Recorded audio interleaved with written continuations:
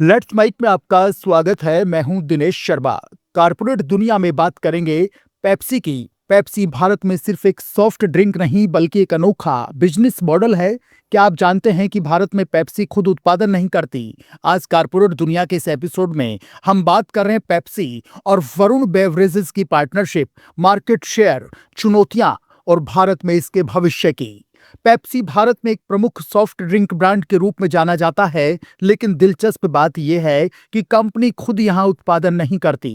Pepsi को, जो एक अमेरिकी बहुराष्ट्रीय कंपनी है, मुख्य रूप से ब्रांड फार्मूला और मार्केटिंग पर अपना ध्यान केंद्रित रखती है। भारत में पेप्सी के उत्पादों का उत्पादन, बॉटलिंग और वितरण ज्यादातर वरुण बेवरेजेस लिमिटेड की ओर से किया जाता है। वरुण बेवरेजेस पेप्सी की सबसे बड़ी फ्रेंचाइजी पार्टनर है और अमेरिका के बाद दुनिया में दूसरी सबसे बड़ी बॉटलर मानी जाती है। ये व्यवस्था इसलिए अपनाई गई है क्योंकि पेप्सी को भारत जैसे विशाल बाजार में सीधे मैन्युफैक्चरिंग में भारी निवेश करने के बजाय स्थानीय पार्टनर के साथ सहयोग करके जोखिम कम करती है और स्थानीय नियमों, सप्लाई चेन और बाजार की गहरी समझ का लाभ उठाती है। वरुण बेवरेजेस ने समय के साथ कई अधिग्रहण और विस्तार के जरिए भारत में पेप्सी के अधिकांश बेवरेज बिजनेस को संभाला है, जिसमें लगभग 85% पेप्सी को इंडिया के बेवरेज सेल्स शामिल हैं। ये मॉडल पेप्सी को पूंजी निवेश कम करने और स्थानीय विकास पर अधिक फोकस करने की सुविधा देता है। हाल के सालों में वरुण बेवरेजेस ने कई नए प्लांट लगाए हैं और अंतर्राष्ट्रीय बाजारों में भी विस्तार किया है, लेकिन भारत में पेप्सी का उत्पादन पूरी तरह से वरुण बेवरेजेस और कुछ अन्य छोटे बोटलर्स पर निर्भर रहता है। ये रणनीति पेप्सी को भारत जैसे प्रतिस्पर्धी और तेजी से बढ़ते बाजार में तेज गति से स्केल करने में मदद करती है, जिससे ब्रांड की पहुंच हर कोने तक पहुंच पाती है। पेप्सी भारत में 1989 से सक्रिय है, जब पेप्सिको ने पंजाब एग्रो इंडस्ट्रीज कारपोरेशन और वोल्टास के साथ ज्वाइंट वेंचर के माध्यम से बाजार में प्रवेश किया था। शुरुआत में इसे पेप्सी फॉर पीस के नारे के साथ प्रमोट किया गया था, क्योंकि उस समय भारत में विदेशी कंपनियों की एंट्री पर सख्त नियम थे और पेप्सी को कृषि और फूड प्रोसेसिंग में निवेश करने की शर्त पर अनुमति मिली थी। आज भारत पेप्सिको के लिए सबसे महत्वपूर्ण बाजारों में से एक बन चुका है। वरुण बेवरेजेस के माध्यम से पेप्सी का उत्पादन देश भर में फैले 40 से ज्यादा प्लांट्स में है। उत्पादन मुख्य रूप से कार्बोनेटेड सॉफ्ट ड्रिंक्स जैसे Pepsi, Mirinda, 7 up, Mountain due पर केंद्रित है और साथ ही एक्वाफाना वाटर और अन्य उत्पाद भी बनाए जाते हैं। खपत के आंकड़े बताते हैं कि भारत में सॉफ्ट ड्रिंक्स का बाजार तेजी से बढ़ रहा है और वरुण बेवरेजेस के वॉल्यूम ग्रोथ अक्सर डबल डिजिट में रहता है। उदाहरण के लिए हाल की तिमाहियों में भारत में वॉल्यूम 10 से 15% तक बढ़ा है। कार्बोनेटेड सॉफ्ट ड्रिंक्स में पेप्सिको का मार्केट शेयर लगभग 27% है, जबकि कोको कोला का करीब 60% है। वरुण बेवरेजेस का टर्नओवर हाल के वर्षों में बढ़कर 20,000 करोड़ रुपए से अधिक हो गया। लाभ में भी उल्लेखनीय वृद्धि हुई है, जहां हाल की तिमाहियों में नेट प्रॉफिट 30 से 35% सालाना बढ़ा है। पेप्सी के सामने भारत में कई चुनौतियां हैं, जिनमें कड़ी प्रतिस्पर्धा, स्वास्थ्य संबंधी चिंताएं, नियामक मुद्दे और स्थानीय ब्रांड्स का उभार प्रमुख है। कोको कोला से इसकी लगातार टक्कर बनी रहती है, जहां कोक का बाजार हिस्सा अधिक है। स्वास्थ्य ट्रेंड्स के कारण शुगर टैक्स, कम शुगर वाले उत्पादों की मांग और पुरानी पेस्टिसाइड्स कंट्रोवर्सी से भी ब्रांड इमेज पर असर पड़ता रहता है।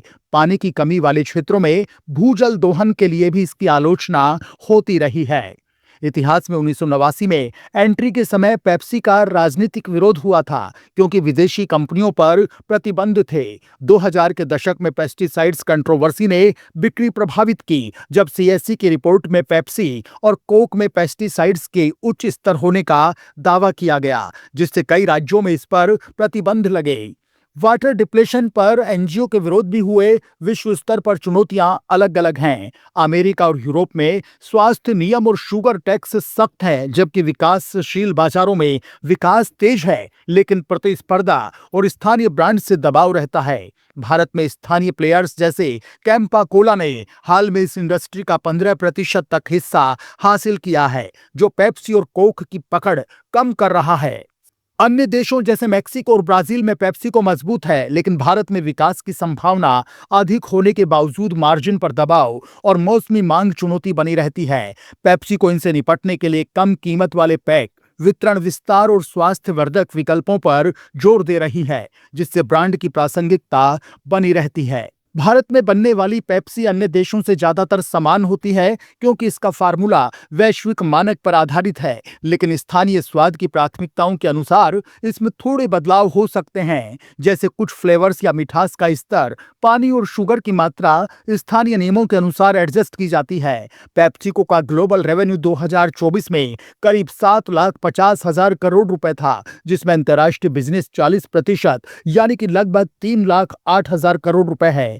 पेप्सिको इंडिया का राजस्व 2024 में करीब 88,077 करोड़ रुपए था और प्रॉफिट 883 करोड़ रुपए। भारत पेप्सिको के लिए छोटा लेकिन तेज विकास वाला बाजार है। अमेरिका इसका मुख्य बाजार है, उसके बाद मैक्सिको, ब्राजील और चीन हैं, लेकिन भारत इसके टॉप 15 बाजारों में शामिल है और कंपनी यहां 5 साल में अपना रेवेन्यू दोगुना करने का लक्ष्य रखती है। भारत की ग्रोथ अंतर्राष्ट्रीय से अधिक तेज है, लेकिन वॉल्यूम आधार छोटा होने से संभावनाएं और भी आकर्षक लगती हैं।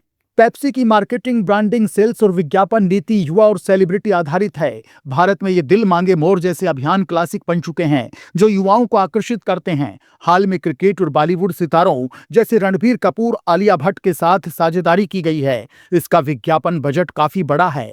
पेप्सिको इंडिया विज्ञापन पर भारी निवेश करती है। सेल्स नीति में सस्ते पैक, विजी कूलर्स बढ़ाना और 3.8 मिलियन आउटलेट्स तक वितरण शामिल है।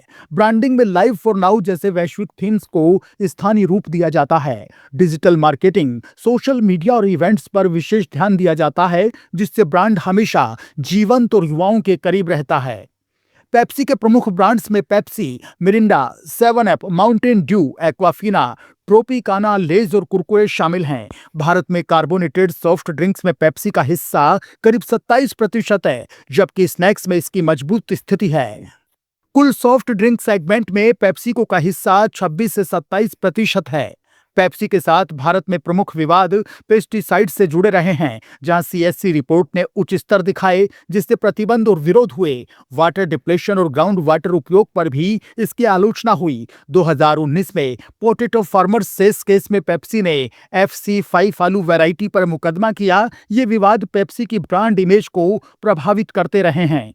पेप्सी भारत में बाजार हिस्सा बढ़ाने के लिए सस्ते पैक, नए फ्लेवर्स, वितरण विस्तार और कम शुगर वाले विकल्पों पर फोकस कर रही है। वरुण बेवरेजेस नए प्लांट्स लगा रही है। लक्ष्य डबल डिजिट की ग्रोथ और बाजार हिस्सा बढ़ाना है, खासकर युवा और ग्रामीण बाजारों में, जहां ब्रांड की पहुंच और अपील को मजबूत किया जा रहा है। कारपोरेट दुनिया में आज इतना ही। जुड़े रहिए लेट्स माइक के साथ।